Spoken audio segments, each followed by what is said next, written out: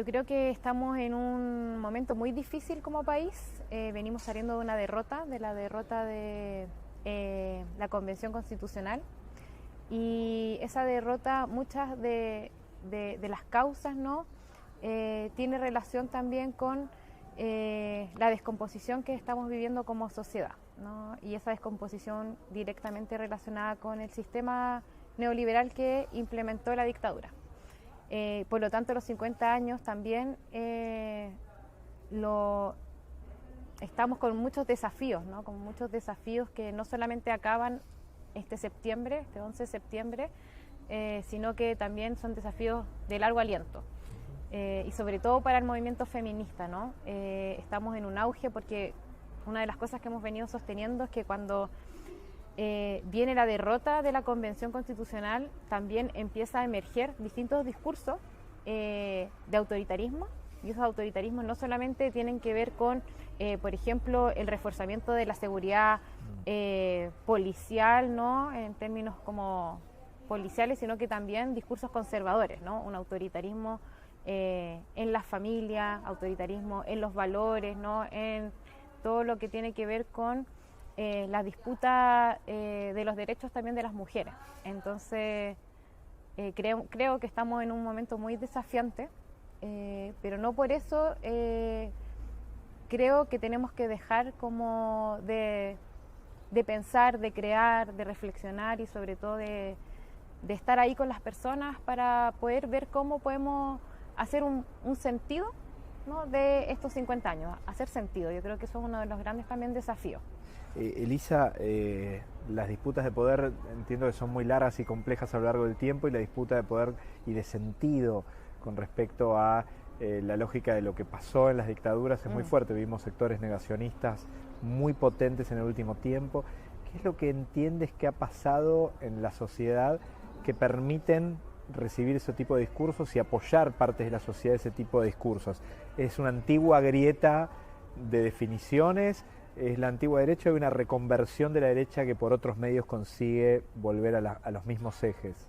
Mira, yo creo que en primer lugar el que empiecen a emerger estos discursos tanto negacionistas como relativistas o revisionistas es un fracaso de la democracia, como un fracaso de los partidos que por 30 años gobernaron y que de algún modo no fueron capaces de instalar, ¿no? Políticas, por ejemplo, y lo hemos dicho, ¿no? Desde nuestros comités de educación como coordinadora y desde nuestros comités de derechos humanos, políticas que permitan, ¿no? Vincular la memoria con los derechos humanos, con la educación para la democracia actual, etcétera. Yo creo que eso es algo que como país tenemos que hacernos cargo, ¿no? Es un fracaso de las distintas políticas, ¿no? En Chile no hay, por ejemplo, políticas de memoria. Todos los sitios de memoria están, digamos, desfinanciados. No hay un apoyo explícito durante los 30 años tampoco a las organizaciones de derechos humanos con sus demandas, por ejemplo, específicamente de que se sepan, ¿no?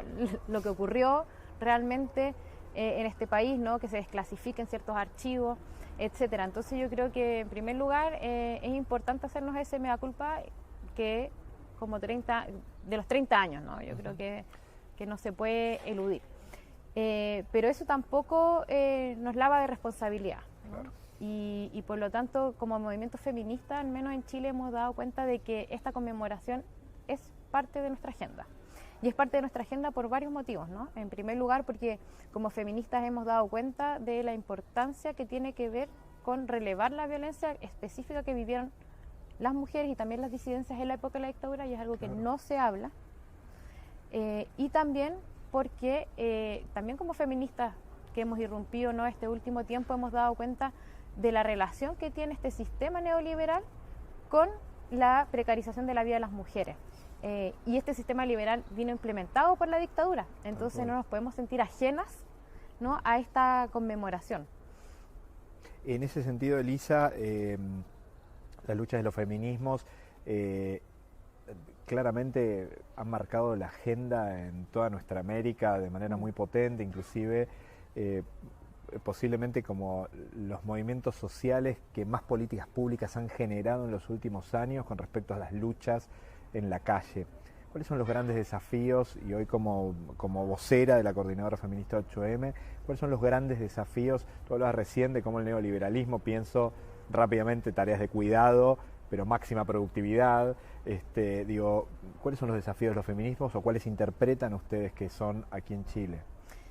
Sí, yo diría que además de generar políticas públicas como a nivel como gubernamental, yo creo que el movimiento feminista de estos últimos tiempos ha tenido algo que lo caracteriza por ser radical y por ser masivo. Y eso genera una politización de masa de distintas personas a nivel como mundial, latinoamericano específicamente, que no lo habíamos visto antes.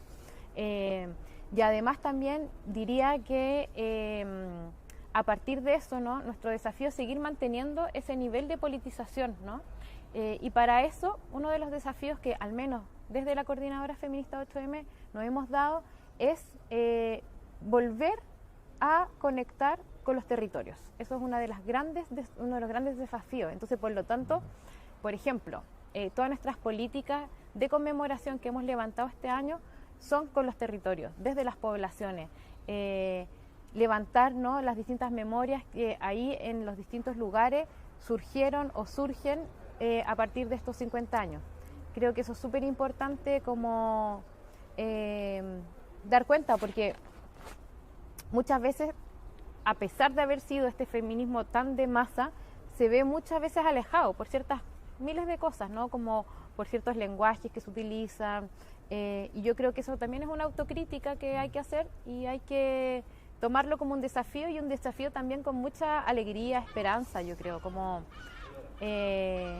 volver o estar en los territorios es desafiante, pero también es volver a encontrarnos, es volver a hablar, es volver a escuchar, es volver a pensar y a desear, ¿no?, a desear una vida distinta, que eso es lo que hemos estado tratando de instalar, ¿no?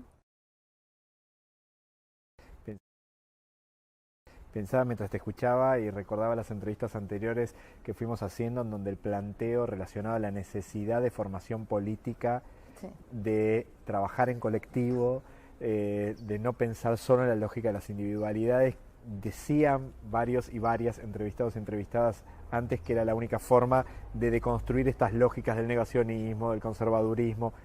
¿Cuánto de todo eso tienen los movimientos feministas, no? Claro, yo creo que eso fue uno de los grandes como aprendizajes de estas como procesos que hemos vivido, es justamente que sin las personas, ¿no?, sin los territorios, no vamos a llegar a ningún lado. Y eso implica también una tarea de escucharnos, ¿no?, de escucharnos, de construir en conjunto y, como yo te decía anteriormente, de construir pensando en nuevas alternativas de manera creativa.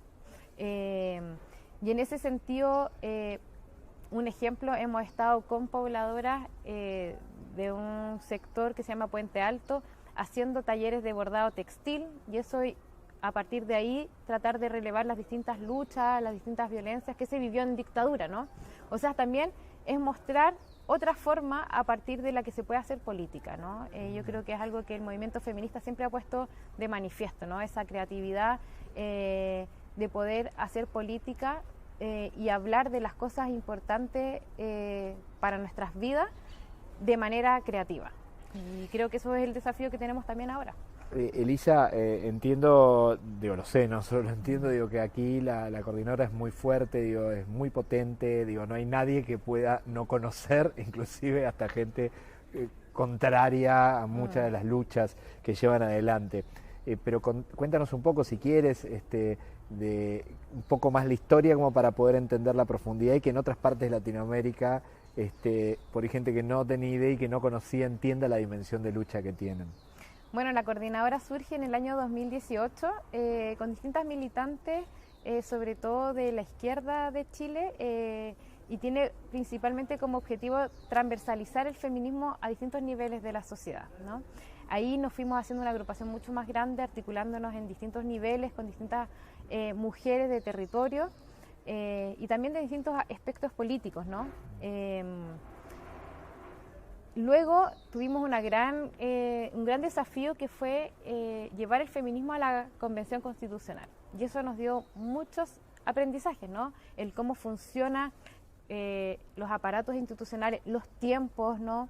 Y si bien hubo una derrota, yo creo que esa derrota solamente nos sigue impulsando para seguir con más fuerza como a poder plantear la necesidad de un feminismo.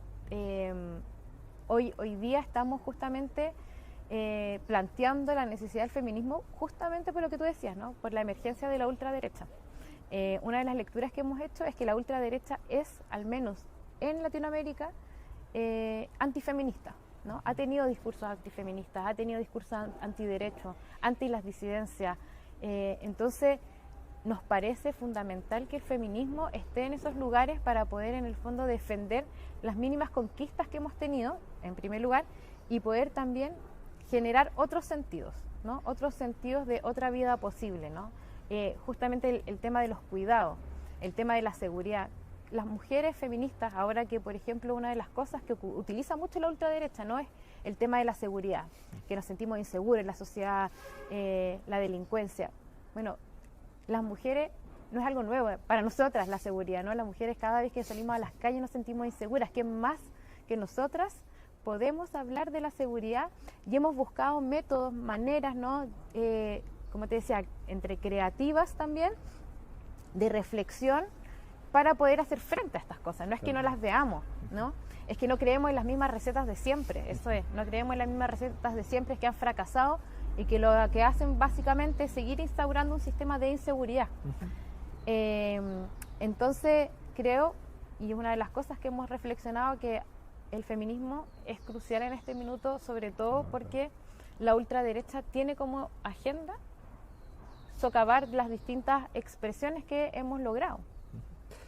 Elisa, sabemos que también tienes que ver con estos libros, con esta colección, digo, que impulsa también a pensar, a reflexionar. Digo, ¿cuál es la importancia de hablar de Allende, el revolucionario, de las izquierdas y los neofascismos, Septiembre Rojo? Digo, ¿cuál es la importancia de estos materiales? Sí, justamente una de las cosas que también hemos hecho como lectura, como coordinadora, y con algunas compañeras que estamos participando en estos cuadernos, tiene que ver con la necesidad de formarnos. Y no solo formarse de manera vertical, como nosotras venimos a enseñar algo, ¿no? Sino que la formación de una manera co-constructiva, horizontal, como yo te decía, con un énfasis en lo territorial, en la naturaleza. Y en ese sentido el proyecto nos pareció muy importante porque justamente la lógica de que sean de distribución gratuita, temas muy atingentes pero además con lectura fácil, nos llamó la atención. Entonces algunas compañeras estamos participando y el cuarto libro, ¿no? El cuarto cuadernillo va a ser justamente de feminismo, neoliberalismo y neofascismo o posfascismo, porque vemos una relación, ¿no? O sea, vemos una relación en cómo el posfascismo es una respuesta también a el feminismo, pero ¿qué feminismo? Este feminismo que ha venido justamente cuestionando al neoliberalismo, ¿no? No es cualquier feminismo, un feminismo que ha cuestionado, por eso yo hablaba de la radicalidad, ¿no? Ha cuestionado el neoliberalismo y en ese sentido el posfascismo también aparece relacionado con el neoliberalismo, al menos en América Latina. Nosotras hemos usado un concepto que es la precarización de la vida, ¿no? Cómo la población, ¿no? Los pueblos, estamos en un momento donde la precarización de la vida se manifiesta en todos sus ámbitos. Y esa precarización de la vida la hemos dado cuenta de que su causa tiene relación con el sistema neoliberal. Y eso implica un encrudecimiento de nuestras violencias o de las violencias que sufren los cuerpos de las mujeres y las disidencias. Entonces, también estos como desafíos de poner esto en papel, ¿no?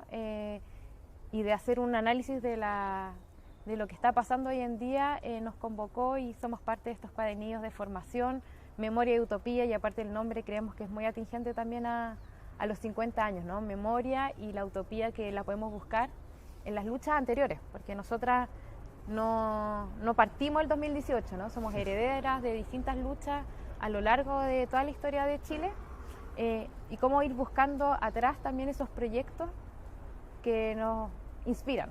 Está buenísimo.